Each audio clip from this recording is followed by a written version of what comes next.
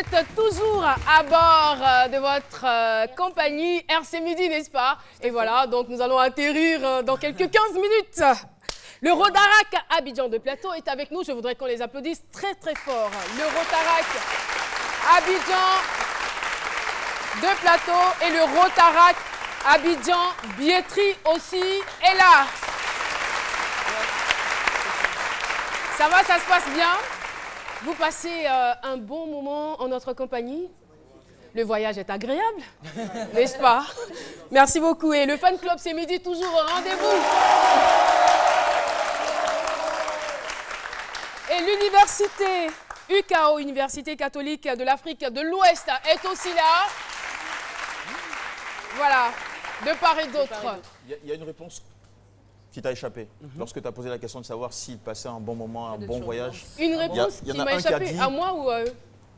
Enfin, tu n'as pas pigé, il a dit pas de turbulence. Que ça se passe super bien. Qui a dit pas de turbulence? Voilà, tout se passe bien. Merci. Ça prouve que vous avez l'habitude des voyages. Et nous poursuivons donc cette émission. Retrouvons à présent Dame Fallait y penser, Jessica Bamba, avec qui nous ferons donc un retour vers le futur. Retour vers le futur. Enfin, elle est juste à côté de Dr Philo. Ça va se savoir, ça va se comprendre aussi. C'est parti.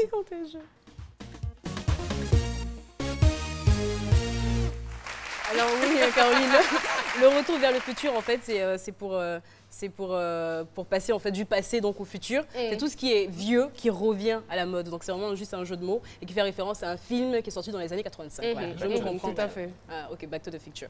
Donc alors le vintage, c'est un mot qu'on entend tout le temps. En ce moment, c'est vraiment la période, c'est très en vogue le vintage. Mais qu'est-ce que c'est que le vintage? Alors le vintage, à la base, il était utilisé pour désigner un vin, un grand cru, qui avait une qualité exceptionnelle. Donc avec l'avancée des choses, avec les progrès, on a commencé à assimiler le vintage à la mode. Donc ce sont par exemple, alors je vais prendre un exemple que ce soit bien factuel.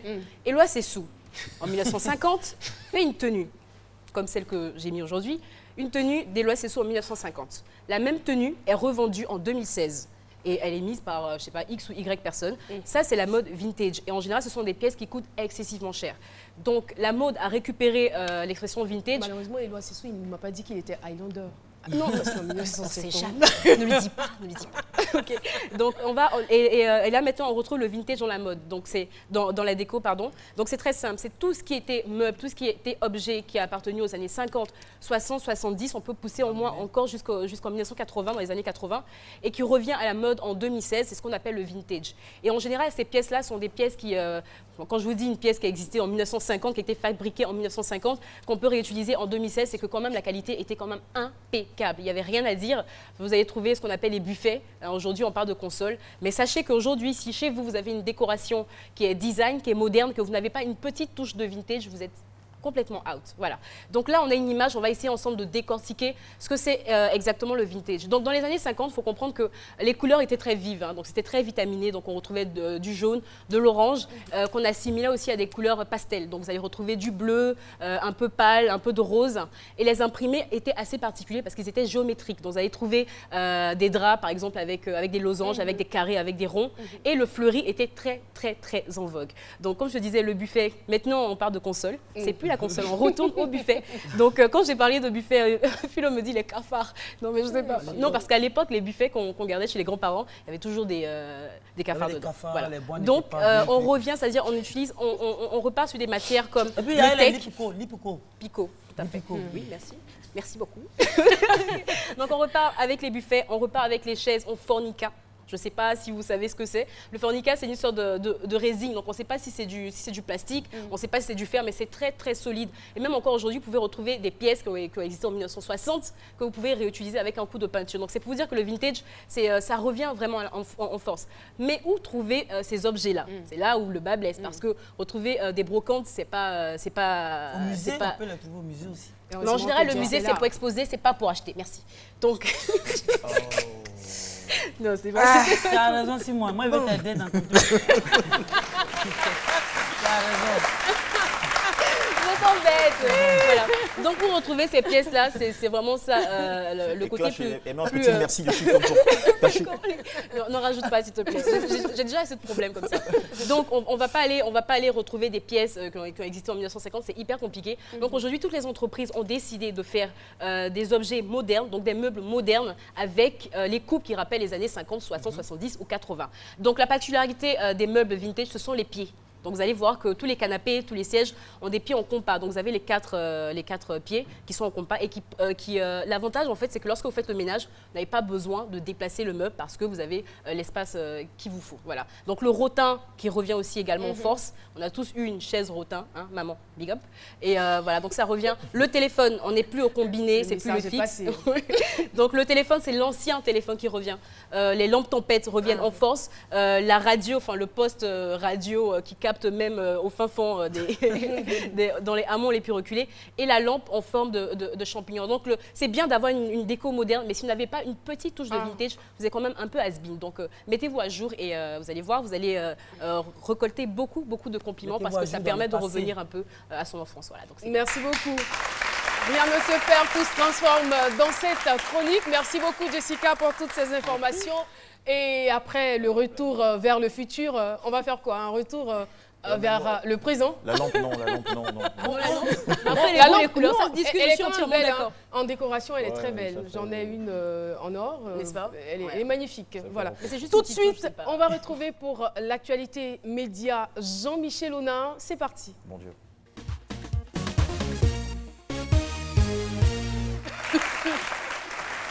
Je vous avais dit en introduisant ma rubrique que nous allions surprendre ou encore découvrir une des chroniqueuses de ces midis qui se cache pour faire des choses.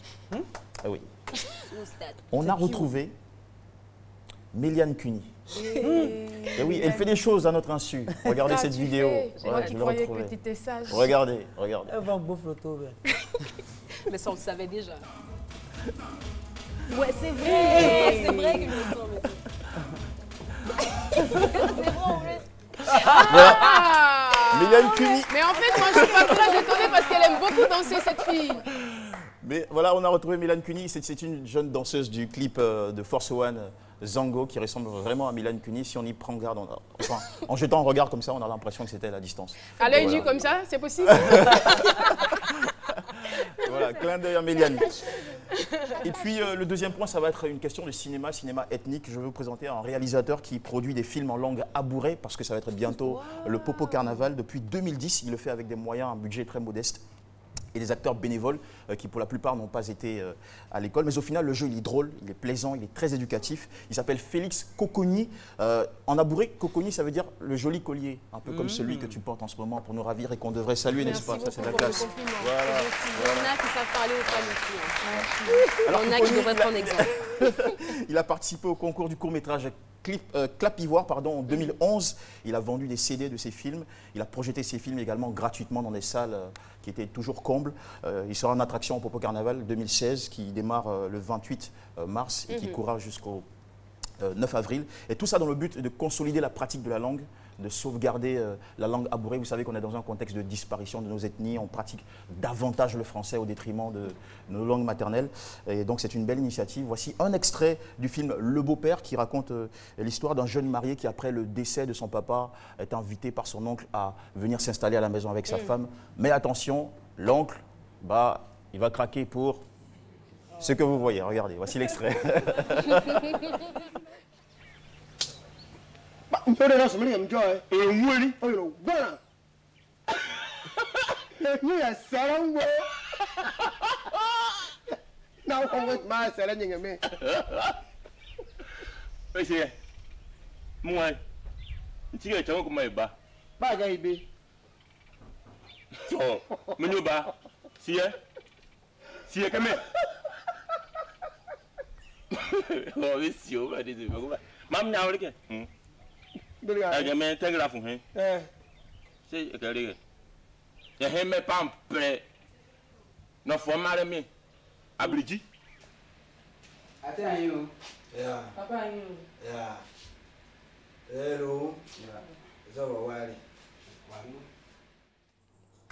voilà. Ça donne envie de regarder. Et moi, le deux gars, là, il me faut penser à Dr Philo et des Perpignan. Oui, il y a beaucoup de drôleries dans la production et ça fait plaisir. Et le V qui Également, craque, est-ce que tu as échangé un peu avec le scénariste? Est-ce que ce sont les réalités du peuple Oui, labouré tout qui à sont fait. Ce sont des relatées dans ce thématiques film? qui sont très proches de nos réalités sociales. Et donc, on se retrouve et surtout, on prend finalement de très bonnes Surtout Zéna, elle va se retrouver dans ce leçons. film. Non, c'est la labourée qui fait ça. Voilà. Merci beaucoup. Donc, vive le cinéma ethnique. Et vive la Côte d'Ivoire. Et vive la rubrique de Jean-Michel Lona. Merci infiniment. Et je crois que c'est un film qu'on pourrait voir très bientôt. Oui, c'est au Popo Carnaval. Au Popo On vous Carnaval invite déjà. à y aller voilà, pour D'accord. découvrir cette production-là. Et puis, on espère également que bientôt, ça va faire partie de... Voilà, dans le rôle du steward, c'est son personnage du jour, donc comprenez-le. Alors, nous allons tout de suite recevoir notre invitée surprise du jour, avec elle on va parler donc de la foire internationale d'Abidjan. Je ne sais pas si vous en avez entendu parler, mais c'est déjà la 2e édition. Elle est commissaire générale de la foire internationale d'Abidjan et son nom c'est Adja Bakayoko, que je vous demande de recevoir avec des ovations. Madame Adja Bakayoko qui nous rejoint. Donc, pour parler de la foire internationale d'Abidjan. Bonjour, madame, et bienvenue. Merci. Attention, Alors là, toute l'équipe de Ce Midi est heureuse de vous recevoir dans Partagez. cette belle tenue. Merci. Alors, justement, parlons donc de cette foire qui est à sa 2e édition. Oui. Est-ce qu'on peut, pour ceux qui ne le savent pas, on peut comprendre les enjeux de cette foire? Merci. La Foire internationale d'Abidjan est un rendez-vous économique, culturel, commercial, touristique et social. Notre objectif, c'est de séduire les potentiels investisseurs en leur présentant les potentialités économiques de la Côte d'Ivoire dans le but de les emmener à investir, à créer des emplois et à réduire le taux de chômage. Et qui expose pour que ces investisseurs soient séduits? Des institutions. On a d'abord un pays à l'honneur. Cette année, c'est le Royaume du Maroc. Vous avez le chapiteau donc, marocain. Ensuite, le chapiteau institutionnel où il y aura des ambassades, des ministères, des organismes internationaux. Vous avez le chapiteau B2B où nous allons rassembler les entreprises qui sont venues partager des expériences et signer des partenariats d'affaires. Et ensuite, vous avez le chapiteau destiné à la vente où il y aura des entreprises ou des commerçants qui sont venus pour écouler les marchandises. Et quel rôle va jouer le pays à l'honneur, en l'occurrence le Maroc? Le pays à l'honneur parlera des échanges, donc de ces échanges avec la Côte d'Ivoire et les potentialités qu'on peut trouver au Maroc. Quels sont les partenariats que la Côte d'Ivoire a avec le Maroc? Et il faut dire qu'en 2015, le Maroc est le premier pays à investir en Côte d'Ivoire. Donc, c'est de parler de tous ces aspects sur le plan économique avec le Maroc. Et vous nous disiez aussi qu'il y a un volet social. Oui. Il y a un volet social et le volet social a débuté depuis le 16. Donc, c'est des consultations ophtalmologiques gratuites, une campagne de vaccination contre la méningite et une consultation bucco-dentaire. C'est du 16 au 23. Merci. Le volet social donc prend fin aujourd'hui. Pour ceux qui veulent toujours bénéficier peuvent se rendre au Palais des Sports de Trècheville. Il y a une équipe pour les accueillir. D'accord. Je sais que c'est toujours bon de faire du social, mais en quoi est-ce que ce caractère social-là a une répercussion sur la foire tout entière? Il faut que les populations se portent bien pour pouvoir travailler et accompagner la Côte d'Ivoire vers l'émergence. Et donc, nous, notre objectif, c'est de contribuer au bien-être de notre population en les protégeant contre les maladies et en détectant tôt certaines pathologies. Et nous, notre rôle, c'est de vous encourager dans votre initiative. Merci. Belle initiative. Merci beaucoup. On va donc rappeler la date. La foire ouvre demain. La cérémonie d'ouverture, c'est à 9h. Sous la présence effective du ministre Jean-Louis Billon, qui est le parrain donc, de cette 2e édition. Et nous aurons la présence du ministre du Commerce extérieur marocain. Merci infiniment. Et la foire finit le 5 avril. Le 5 avril, merci beaucoup. Madame Adja Bakayoko, je rappelle que vous êtes commissaire générale de la foire internationale d'Abidjan qui ouvre déjà ses portes demain à partir de 9h au Palais des Sports. Merci. Voilà. Merci on vous raccompagne avec une page publicitaire et à tout de suite. Fiston, comment vas-tu? Gaspille pas tes unités, je te rappelle. Oh, t'en fais pas pour les unités. Et attends, je te passe ta sœur, elle veut te parler.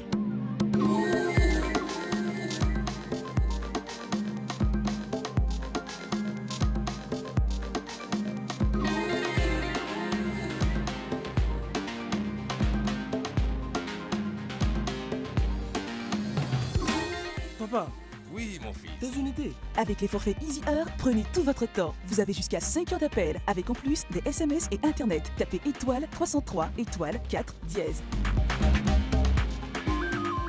Move, no limit.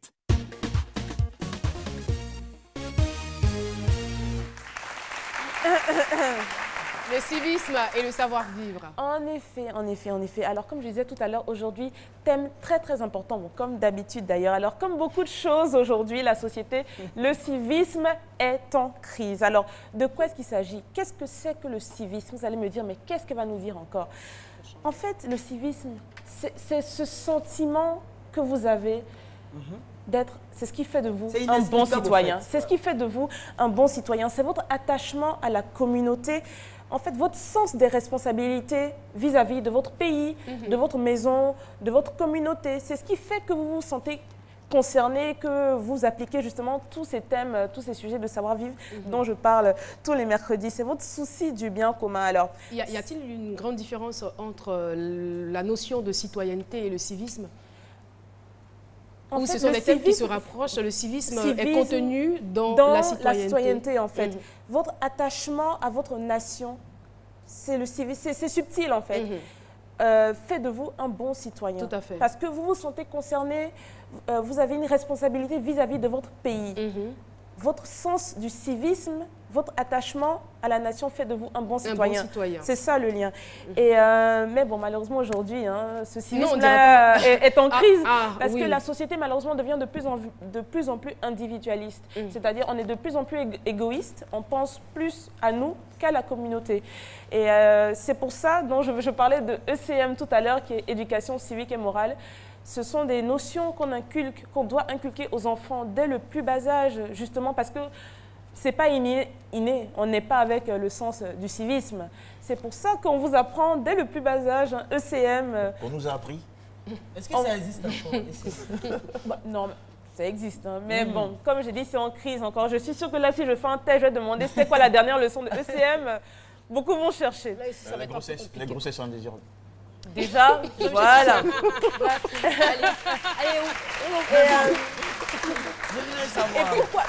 Pourquoi justement cette éducation civique-là qu'on vous donne, ça passe par la maison, par la famille, à l'école. Vous devez inculquer chez vous aux enfants dès le plus bas âge des réflexes les plus simples, comme ne pas jeter son papier de bonbons sur la route, mais dans la poubelle, ne pas faire ceci ou ne pas faire cela, se sentir concerné. Parce que, excusez-moi, mais si vous vous en foutez de votre communauté, ben évidemment que vous allez faire n'importe quoi. C'est parce que vous dans cette communauté. Exactement, c'est parce que vous vous sentez concerné, que vous n'allez pas piler du photo à l'heure de la sieste, que vous n'allez pas faire ceci ou cela. C'est ce sens du civisme. Mais quand tu parles de civisme et que tu fais ta main comme ça, le savoir-vivre, c'est ça le civisme même là même.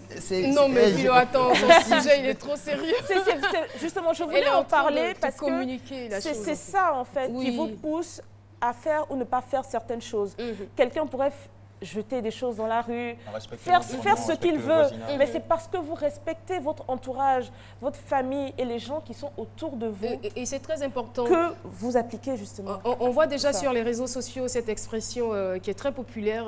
Mais où est le respect? Où est passé le respect? Exactement. Je veux dire, franchement, on aimerait avoir et recevoir le respect qu'on communique chaque jour aussi sur les réseaux sociaux. On est très ouvert aux critiques constructives, on veut en recevoir pour évoluer, mais les injures, les insultes, je ne pense pas que ça fasse avancer. Et vous-même, lorsque vous tenez ce genre de propos, je sens que ça vous dégrade quand même un tout petit peu. Donc il est bienséant quand même d'avoir des comportements responsables et citoyens et civiques, comme tu le dis. Exactement. Nadiani Diarra, on te remercie pour ce thème. J'ai vraiment aimé. Et j'ai vraiment aimé aussi la façon dont tu l'as développé. Et je suis sûre que nos téléspectateurs ont pris bonne note. Merci infiniment et merci surtout à vous pour votre contribution. Chers associés, merci beaucoup. L'émission est terminée. Je rappelle au niveau du public que le Rotaract d'Abidjan 2 Plateau et le Rotaract d'Abidjan Biétry étaient avec nous, le fan club C'est Midi et l'université UKO. Merci à vous, très chers téléspectateurs, de nous avoir suivis. Attachez bien vos ceintures parce que nous allons atterrir dans quelques petites secondes. Voilà, à demain. Ah, j'ai passé un agréable voyage.